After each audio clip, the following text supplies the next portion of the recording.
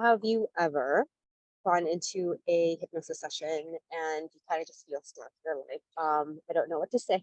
I don't know what to do inside the session. And first of all, this is completely normal. This is part of the learning that we have as hypnotists, right? And so, what do you do? How do you quickly get out of being stuck? And so, this is actually one of the things that we continue talking about inside our advanced conversation hypnosis trainings, because one of the common aspects with learning anything new, whatever modality you're using of hypnotherapy, there is that feeling that happens where when we just kind of freeze, right? And we don't know what to say, whether that be our client is telling us something really heavy and emotional, and maybe they're divulging some sort of trauma, and we're like, oh my God, I don't know what to say to this. Or it's just that maybe our clients aren't responsive when it comes to using the techniques that we're using.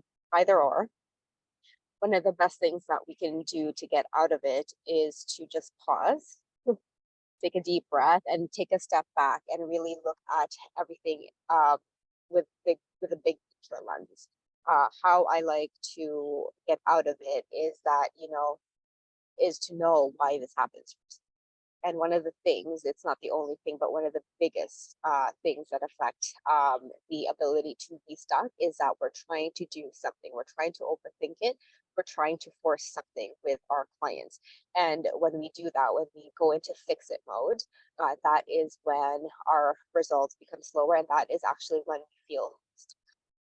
Because when let me give you an example of maybe a client just talks about some big trauma in their past that came up within our sessions. Maybe they were bullied a lot when they were younger. They mentioned that, and they become very emotional.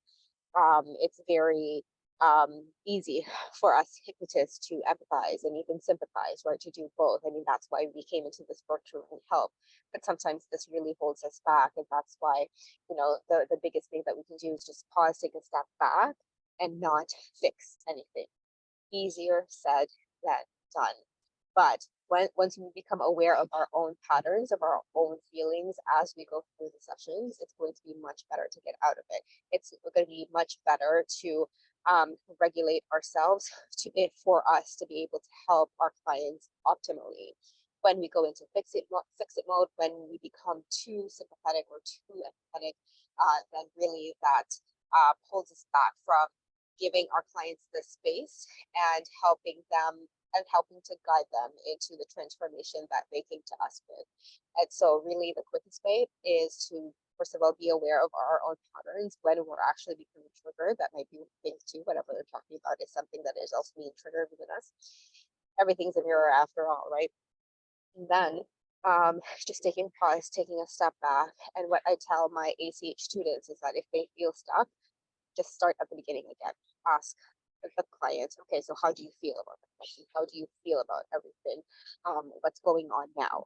That is kind of just like a quick way of, for us to get back into the present moment, to see where our clients are at, and for us to have another new place to start off with.